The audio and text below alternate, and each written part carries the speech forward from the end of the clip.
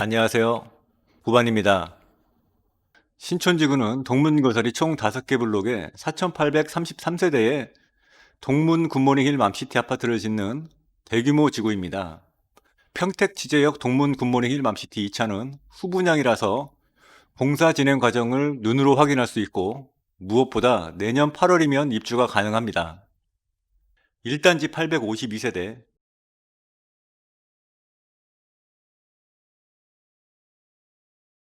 2단지 1030세대, 4단지 921세대,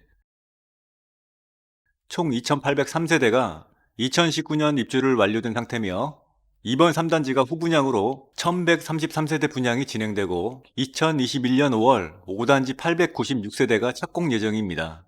단지 내 중심 상업시설 맘스스퀘어는 지하 1층, 지상 5층 4개 동에 다양한 업종이 입점해 있고 단지 뒤로 대형마트가 있어 인프라는 갈수록 좋아질 것입니다. 평택 내에서도 이제 분양가 1,000만 원이 넘어선 상태인데 900만 원대로 신축을 살 수 있는 마지막 아파트이지 않을까 생각해 봅니다. 평택에서 맘시티와 비슷한 마지막 분양가 900만 원이라는 타이틀로 분양했던 곳이 효성 해링턴 플레이스입니다. 최근 효성은 미분양된 물량을 회사 보유분으로 가지고 있었고 이 물량을 재분양한다고 밝히며 분양에 나섰습니다. 분양가는 기존 분양가 대비 3천만 원 높은 금액으로 분양을 하여 회사 소유분 물량을 거의 소진한 걸로 알고 있습니다.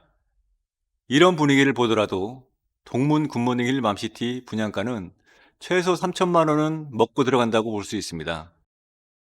동문 굿모닝 힐 맘시티 청약에 앞서 기준이 될 만한 부분은 청약 가점이 높으신 분이나 특공을 노리시는 분은 건너뛰기를 추천드리고 청약 가점이 낮아서 당첨이 어려우신 분이나 여유 자금이 부족한 분, 초품화 신축이 필요한 갈아타기 실수요분들은 기회가 될 것으로 보여집니다. 45번 국도를 같이 이용하는 동작동은 센트럴 자이와 입주하고 있는 더샵 1블럭과 2블럭이 입주하면 할수록 교통 정체 구간이 늘어나고 있다는 것을 알 수 있습니다. 보이는 45번 도로에서 동삭교차로 출입로 구간이 교통정체 구간이고 동삭교차로 역시 교통정체 구간으로 우회도로가 없기 때문에 출퇴근 시 매우 혼잡하며 꽤나 시간을 잡아먹는 구간입니다. 맘시티는 45번 도로 이용 시 정체 구간이 없이 출퇴근할 수 있고 지제역 5분, 삼성전자를 5분 만에 갈 수 있다는 점이 좋게 평가될 수 있는 부분일 것 같습니다. 지하철 1호선과 SRT가 정차하는 지제역도 가까워 서울 진입이 빨라졌습니다. 지난 8월 초 평택에서 서울 강남으로 직행하는 6600번 광역버스 정류장이 단지 바로 앞에 신설되어 1시간 10여 분 정도면 강남에 도착할 수 있습니다. 길 건너편에는 쌍용자동차 분사가 있습니다. 자동차로 5분 거리에 세계 최대 규모의 삼성반도체 평택 캠퍼스가 6공장까지 예정되어 있습니다. 1, 2공장이 가동 중이며 3공장이 공사 중에 있습니다. 약 483만 제곱미터의 기업, 연구, 의료, 주거시설 등이 들어서는 평택 브레인시티 개발도 한창입니다. 브레인시티를 잘 모르시는 분이 많을 텐데 개발 진행 상황과 어떻게 개발되는지 뒤에서 알아보겠습니다. 단지 내에 작년 9월에 개교한 평택 세비초교가 있으며 평택시의 기부채 나반, 중학교 부지가 예정되어 있습니다. 현재로서 신설은 힘들어 보이지만 5단지까지 입주 완료되어 대규모 지구로 완성되면 신설이 가능하리라 보여집니다. 브레인시티 개발과 아주대학교 병원 접근성에서 동문 굿모닝 힐맘시티가 영향을 받을 것으로 보여집니다.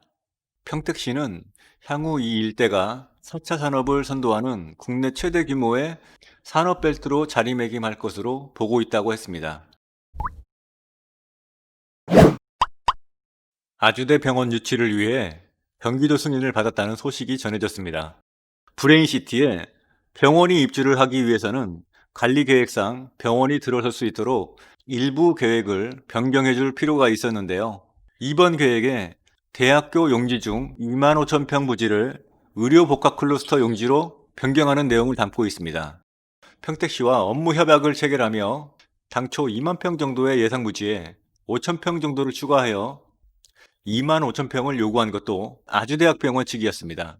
이제는 공식적으로 브레인시티 내 병원을 유치할 수 있는 여건이 마련되었습니다.